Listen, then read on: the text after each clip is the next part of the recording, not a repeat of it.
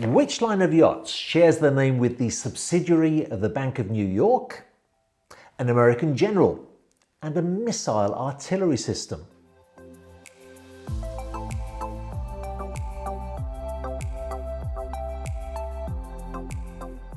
I'm talking, of course, about the remarkable Pershing shipyard, a company with whom I have a special affinity with since I did some work for them back in the days that I was working for Ferretti Group. Actually, I was working at Ferretti in 1998 when they purchased the Pershing shipyard. Even back then, this was a company that oozes creativity. These were, and still are, yachts built not just for speed, but also to look fantastic, to look like nothing else on the water. A yachting memory that will stick in my mind was being shown around the Pershing shipyard for the first time and seeing the wooden plug for the mould of the superstructure of the Pershing 88. This was released at a time when yacht design was nowhere near as adventurous as it is today, and it really did raise the bar for future offerings from performance yacht manufacturers. And as if the design wasn't enough, Pershing went on to introduce the silver edition of that model, which everybody at the time thought was a crazy idea. But it went on to become one of their most successful ever yachts, an iconic performance vessel. And these days, everybody seems to offer silver paint jobs. Anyway, that's a little bit about the past of Pershing, but this vlog is to tell you about their future as they continue to rock the yachting world with the announcement that they've just launched their largest ever model.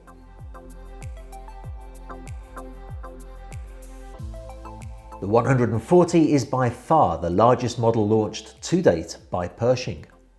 It would be easy for me to wax lyrical about the stunning design in this vlog, which is by the historic designer of all Pershings, Fulvio Di Simone, but I'd rather spend a moment telling you about some of the very clever features in the yacht's layout that I think will make it a very successful model for Pershing in the future.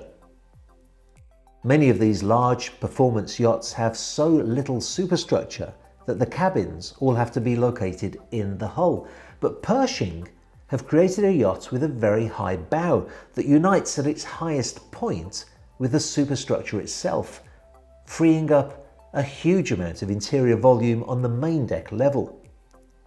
This interior volume is in fact used to accommodate a master stateroom on the main deck, a hugely desirable feature and something that most other yachts of this type and this size just aren't able to offer. Actually, the master stateroom on the Pershing 140 occupies the entire width of this part of the elevated hull. It's very clever work by Pershing, and they've even made a feature of the bow by adding this wonderful polished steel automobile style grille that adds so much personality and appeal to the yacht. This has to be one of Fulvio Di Simone and Pershing's finest works to date. A really great looking yacht. It doesn't end there though. Just look at this really unusual configuration at the yacht's aft deck. Usually the aft deck of a yacht, especially a performance yacht, is all on one level, leading directly into the main deck lounge area. Pershing though have offered a split level here, so that the extreme aft section of the deck is elevated to enjoy sunbathing and wonderful views from. And the forward section is in a shaded, private, and more intimate area to enjoy dining. And by adding these balcony style recesses in the hull bulwarks, you can still enjoy wonderful views while fine dining.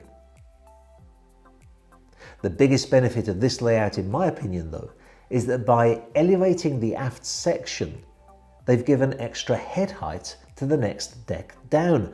And that extra space has been absolutely exploited to the full with this incredible beach club area that opens up on three sides of the transom.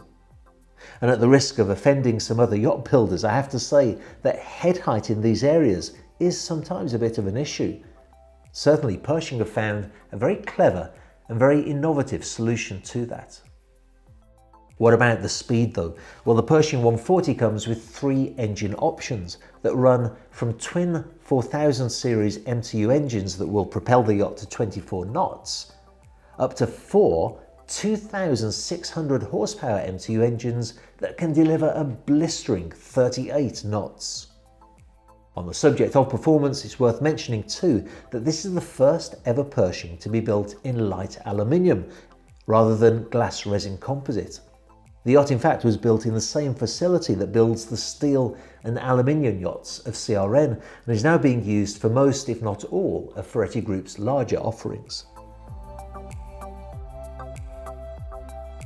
In my opinion, it takes some courage to try doing things a little bit different, like that split level aft deck. And it's great to see that even though Ferretti Group is a very different company to the one that I worked for years ago with a whole new management structure, nonetheless, Pershing have retained their heritage and their reputation for daring to do things a little bit different.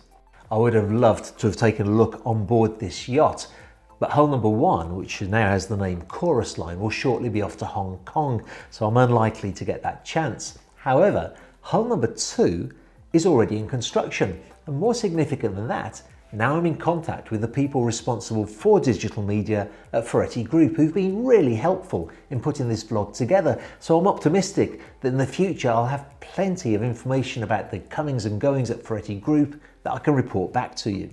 At the time of filming this vlog, I am chock-a-block with new projects, from a trip to Miami to film a 46-metre performance superyacht, to Germany to the mighty Lursen shipyard where I'll be covering some gargantuan goings on there, and then to Anvera to show you their new performance boat model. Now, if that's not enough to get you to click on that subscribe button that I've coloured red so that it jumps out of the screen at you, I don't know what is.